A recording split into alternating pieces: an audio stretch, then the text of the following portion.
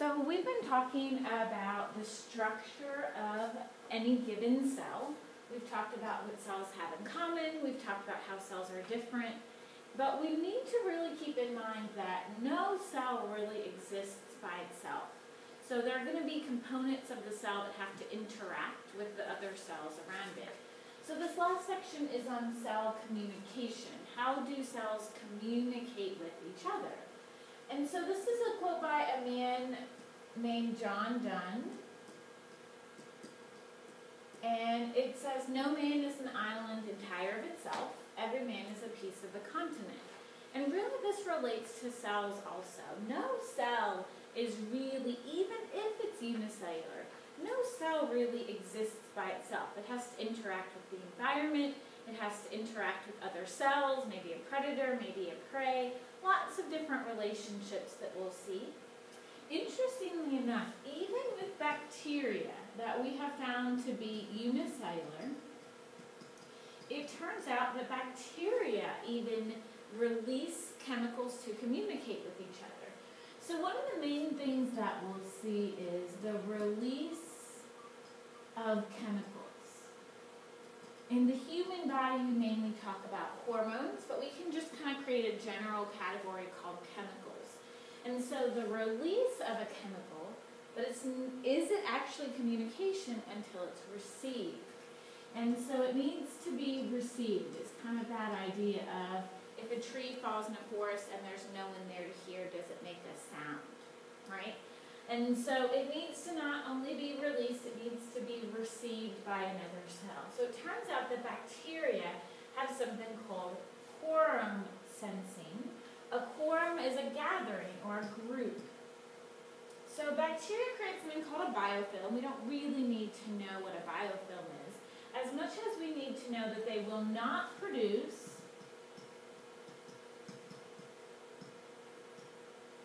until there is a critical number of bacteria. So bacteria can tell when there are other bacteria around. They don't have eyes, they don't have brains, they can't see, but they can tell when there are other bacteria around by the chemicals that are released by those other bacteria.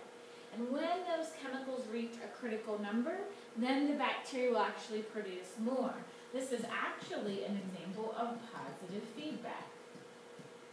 The more bacteria that are producing it, the more the other bacteria produce it as well. So what we want to be aware of is how do cells actually communicate with each other?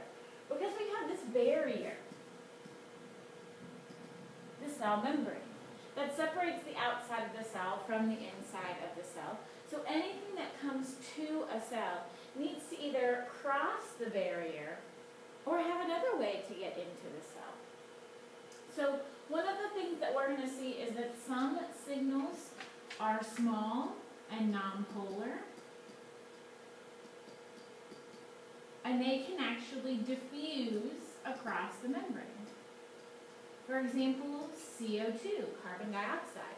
Turns out that CO2 is actually a signaling molecule. One way that your body can actually signal from cell to cell. So what we see is that this signal can enter the cell and then have a direct effect usually on the nucleus and gene expression. And so gene expression, remember, is what genes are being used, what proteins are being made. And so the external environment can influence what proteins are made internally. So external cues influencing internal protein synthesis. So that's anything in the environment or something produced by another cell can enter.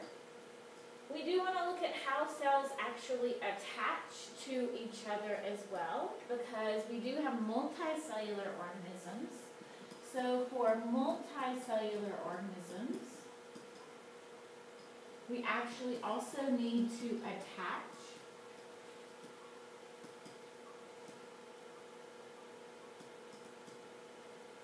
And these attachments create a benefit, and but they also can sometimes create barriers. So there are a couple of different attachments that we want to look at.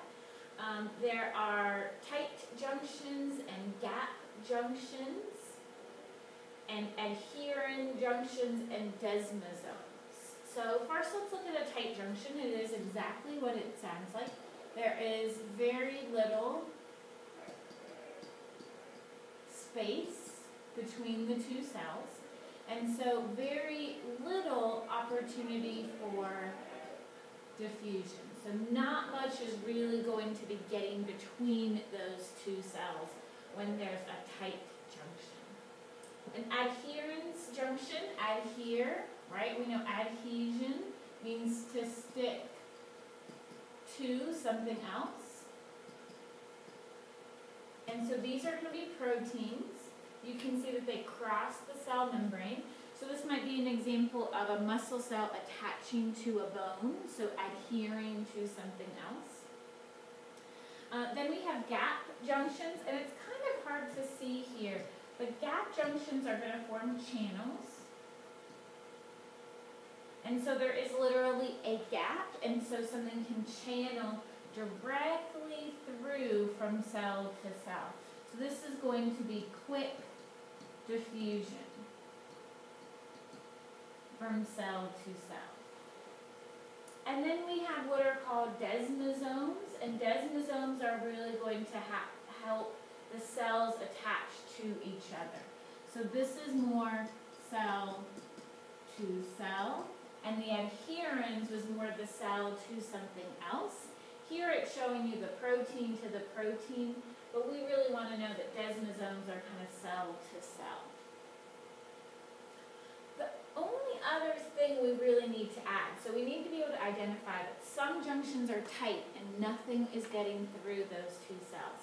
Some have direct channels. We can attach the cell to something else or the cell to another cell. We do need to be aware that when we talk about plant cells, we have those cell walls. So we're going to have something called a plasmodesmata, which is a channel very similar to a gap junction, but it's a channel across the cell wall. So because the plant cell has the cell wall on the very exterior, we will need some sort of channel through the cell wall, and that's called the plasmodesmata. So what we see is that cells are going to communicate with each other, and the way that the cells are attached to each other is going to influence how easy it is for a cell to communicate with a neighboring cell. What we want to look at is, we already mentioned that some signals can easily enter a cell. Other signals, they may not be able to enter the cell because they may be too large. So if the signaling molecule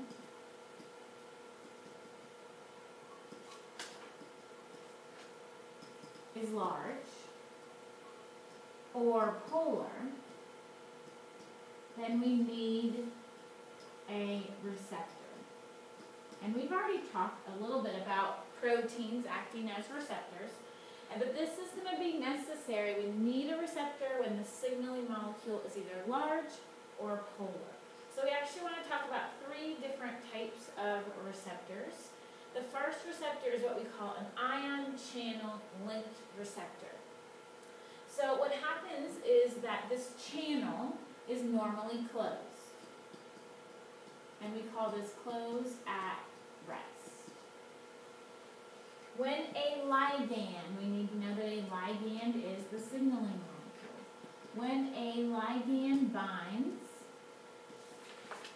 or when the signaling molecule binds, the channel opens and a specific molecule can move through. So we do want to note that this is going to be specific. So usually this protein channel is specific in its charge or specific in its shape, so that it's only letting certain ions through. We'll see that this is really big in nerve signals and muscle contractions. Next we have what's called a G protein linked receptor. And what we need to know about a G protein linked receptor is that it's actually going to cross the membrane 7 times. And you can see a picture of it down here. Here we have a G protein, and it actually traverses the membrane 7 times. What it is about the number 7, not quite sure. We're still trying to do some research on that. But what's going to happen is that we have a signaling molecule on the inside. So what we see here is that the G protein is inactive. The ligand binds, and the G protein becomes activated. And this G protein is kind of known as a secondary messenger. So secondary messenger. But what the G protein really does is activate another protein channel. So we're still staying here along the cell membrane. So a channel linked, or sometimes these are called gated, channel linked or gated, the ligand directly opens that channel. A G protein linked means that we need a secondary protein to activate this final enzyme or ion channel. And then we have enzyme linked receptors, and these are pretty straightforward. The ligand activates the enzyme. So the enzyme is not working until the ligand binds. So what we see in common here is that the signaling molecule is actually not going inside. The signaling molecule is binding to the receptor on the outside that needs to be a specific shape. And this is why they're usually proteins, because of those 4 levels of folding. 4 levels of folding. That's going to determine the specific shape, and you should be able to talk your way through these 4 levels. Be very specific about why the protein folds. You should be able to talk about what does it mean if it's embedded in a cell membrane. So we've got this embedded protein that can act as a channel, that can act to activate what we call the G protein, and you do need to know this term, G protein. The G protein activates another enzyme or ion. And then we have some proteins that will become enzymes, and that are only activated until when that ligand binds. The very last part is actually about true secondary messengers. So secondary messengers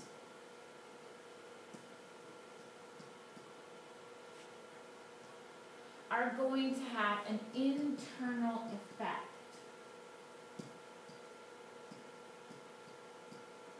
So what happens is, here's our G protein receptor. We're going to receive the signal, and the G protein will activate the AC, which generates CAMP molecules. So, lots of information. So we have our activated receptor, and what we want to know is we want to focus on this term CAMP, which is cyclic adenosine monophosphate, CAMP. All that we want to know is that CAMP is a secondary messenger that activates others internally. What this allows us to do is amplify or increase the effect, because we have one signal that activates all these CAMPs, and each CAMP or CAMP activates all these other molecules. And so what happens is it gets louder and louder and louder and louder, a bigger and bigger and bigger effect. So secondary messengers are actually an adaptation to have a quick response. One signaling molecule on the outside can cause dozens of reactions on the inside. Because once that signaling molecule activates the CAMPs, then the CAMPs activate others and others and others and others. And so we have continued amplification. This idea that we can very quickly get a signal out. Of course, if